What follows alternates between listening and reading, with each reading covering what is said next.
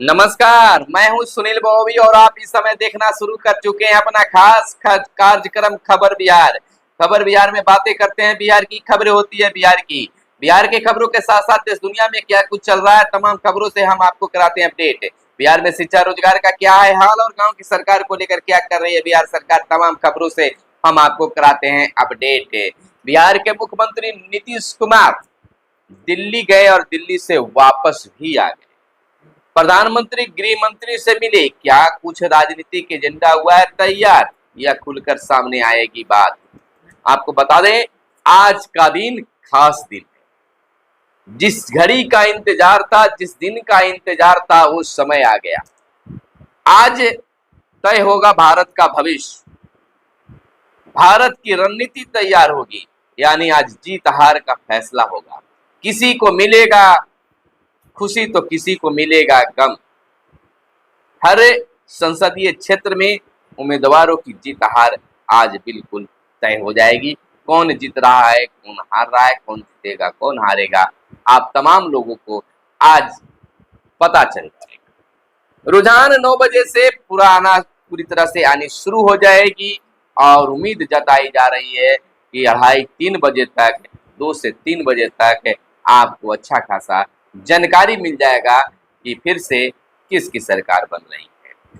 अगर आपने अभी तक विभिन्न चैनलों के एग्जिट पोल को देख लिया होगा, समझा होगा, और बीते 1 जून के बाद, यूं कह सकते हैं कि 1 जून के शाम के बाद से ही हार जीत पर खासा चर्चा, चाहे वह नेता हो या आम लोग, गली मोहल्लों के साथ साथ चाय पान की दुकानों पर जमते हुए।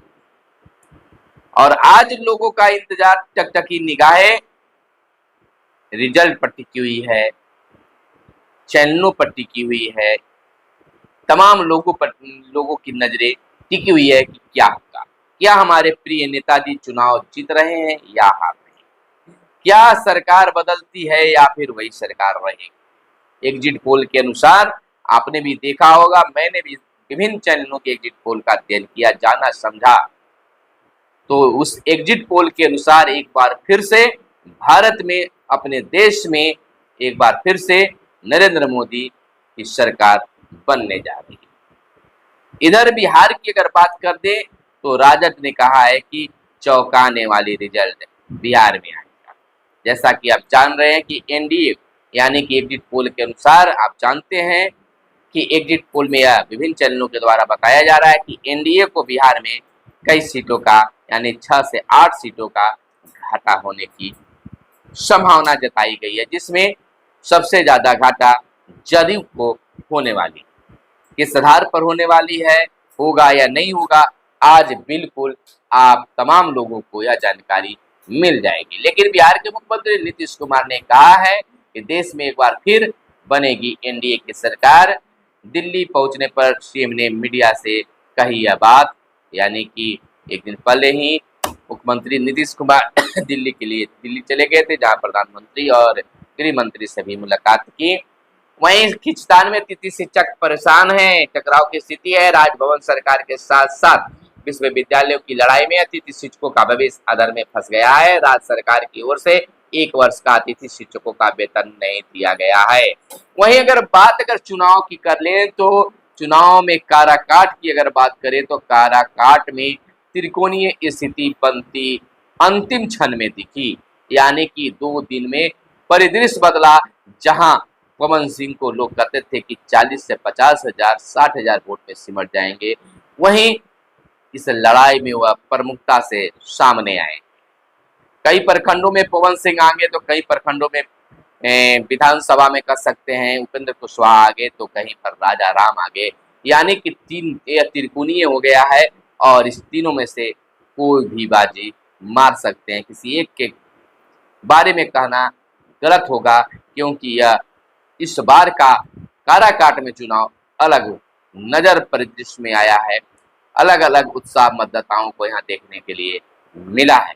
लेकिन यह जरूर है कि निर्दलीय उम्मीदवार के रूप में पवन सिंह ने हर जगह अपने वोट पाने में सक्षम हुए, यानी कि जो कार्य था वह बेहतर हुआ। इधर नया शैक्षणिक सत्र अगस्त से पहले सप्ताह से 15 से 20 तक CUET यूजी का रिजल्ट भी जारी किया जाएगा। इधर बिहार के नियोजित शिक्षकों को फिलहाल स्कूल आवंटन के लिए इंतजार करना होगा। सक्षमता परीक्षा पास शिक्षकों को फिलहाल और इंतजार करना होगा और इधर सक्षमता परीक्षा 2 देने वाले नियोजित शिक्षकों को भी इंतजार करना होगा।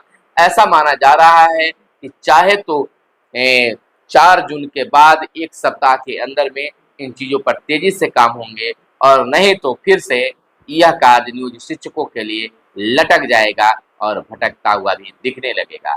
वहीं राजधानी पटना की हवा सुथरी, सितंबर तक रहेगी राहत। पटना के 6 प्रमुख स्थानों पर वायु गुणवत्ता सूचकांक समान श्रेणी में रहा।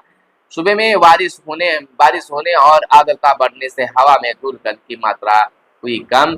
आपको बता दें कि मानसून का समय आते ही बिहार में हवा की गुणवत्ता में सुधार होने लगा है। बिहार में अभी मानसून का प्रवेश नहीं हुआ है, लेकिन इससे पहले ही बीते दिन को राजधानी में वायु प्रदूषण में काफी सुधार देखा गया।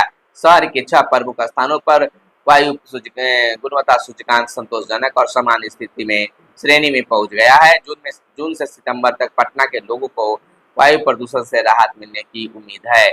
वहीं आपको बता दें कि आज बिहार के कई जिलों में बारिश और आंधी पानी आने की भी संभावना जताई गई है। इधर स्नातक के परीक्षा फॉर्म अब 5 जून तक भर सकेंगे। तो यहाँ परीक्षा स्नातक के जो है वीर कुंवर सिंह में, वहीं तीसरे चरण की शिक्षक बहाली की परीक्षा 27 से संभव बताया जा रहा है। तीसरे चरण की शिक्षक बहाली की परीक्षा 27 से संभव है। आपको बता दें कि इस बाबत में बिहार लोक सेवा आयोग ने शिक्षक बहाली के तीसरे चरण की परीक्षा की तारीख में बदलाव किया है। जानकारी के अनुसार यह परीक्षा 27 से 30 जून के बीच एक पाली में निर्धारित की गई है। इससे संबंधित पत्र सभी जिलाधिकारियों को भेज दिया गया है। सभी से 6 जून तक आयोग ने परीक्षा के आयोजन के लिए सेंटर की स्थिति स्पष्ट करने के लिए कहा है। वहीं भंवर पोखर की मलिन बस्ती में निगम बनाएगा स्मार्ट बाजार। राजधानी के यानी कि पटना के निगम की ओर से बनाया जाने वाला यह पहला स्मार्ट बाजार होगा।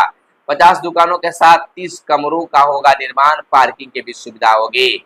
स्मार्ट बाजार के साथ 30 परिवारों के रहने की भी होगी यह व्यवस्था। नगर निगम की जमीन को अतिक्रमण मुक्त कराने के बाद होगा यह काम। निगम के जमीन सर्वे का काम पूरा कर लिया गया है। पटना का अधिकतम पारा 4 दिनों में 6.5 डिग्री सेल्सियस नीचे गिरा। पूरे बिहार में लोगों ने अब गर्मी से राहत की सांसें लेनी शुरू कर दी है। इधर बिहार के 33 जिलों में 40 मतगणना केंद्र बनाए गए हैं। आज 40 मतगणना केंद्रों पर गिनती शुरू है। वहीं 3 मशीन से 43 स्टेशनों पर ले सकेंगे जनरल टिकट। पूर्व मध्य रेलवे ने यात्रियों के लिए 127 स्वचालित टिकट वेंडिंग मशीनें लगाई है। आपको बता दें कि जल्द ही प्रमुख स्टेशनों पर लगेगी 40 और ATPM हिंदी एवं अंग्रेजी दोनों भाषा चुनने की भी इसमें सुविधा होगी। तो यह रेलवे यात्रियों के लिए खास सुविधा होगी। उधर प्रधानमंत्री ने कहा कि आग लगने की घटना रोकने और लू से बचाव के उपाय करें। पीएम मोदी ने रविवार को अपने आवास पर 7 बैठक में किया बातें। नई सरकार के पहले 100 दिन में एजेंडे पर भी चर्चा की गई है। तो एक बार फिर से मोदी की सरकार बनने की बातें हो रही है। वहीं बिहार में के पाठक छुट्टी पर चले गए हैं। के पाठक 30 जून तक छुट्टी पर रहेंगे। सिद्धार्थ को मिली शिक्षा विभाग की कमान, यानी बिहार शिक्षा विभाग के अपर मुख्य सचिव के पाठक 3 जून से 30 जून तक उपार्जित अवकाश पर चले गए हैं। तो वहीं विशिष्ट शिक्षकों को नए सिरे से नियुक्ति पत्र देने की तैयारी चल रही है और यह तैयारी जोरों पर है। लेकिन सूत्रों के हवाले से यह खबर निकलकर सामने आ रही है कि विशिष्ट शिक्षक बनने के लिए भी और नियोजित शिक्षकों को इंतजार करना पड़ेगा। इधर हेल्पलाइन ऐप पर भी मिलेंगे परिणाम। आयोग का कहना है लोकसभा चुनाव परिणाम के साथ आंध्र प्रदेश और उड़ीसा विधानसभा चुनावों के भी नतीजे आएंगे। आपको बता दें कि चुनाव आयोग ने कहा है कि आम चुनाव के लिए वोटों की गिनती 4 जून को सुबह 8 बजे से शुरू होगी, यानी कि आज से शुरू होगी। मंगलवार को ही आंध्र प्रदेश और उड़ीसा विधानसभा के साथ साथ विधानसभा क्षेत्र के उपचुनावों के लिए भी वोटों की गिनती होगी, यानी कि 8 बजे से गिनती शुरू होगी। 9 बजे से रुझान भी आना शुरू हो जाएगा और बताया जा रहा है कि 12 बजे तक कई संसदीय क्षेत्र का परिणाम भी आ सकते हैं। यानी कि कार्यों को तेज रफ्तार से किया जाएगा। तो आज किसी को मिलेगा खुशी तो किसी को मिलेगा गम, लेकिन यह खुशी होगी कि महापर्व में के बाद जो है सरकार गठन के लिए जो भी पार्टी जीतेगी आज बिल्कुल क्लियर हो जाएगा, भारत का भविष्य तय होगा। फिर मिलते हैं अगले वीडियो में, तब तक के लिए दीजिए इजाजत। जय हिंद, जय भारत, वंदे मातरम।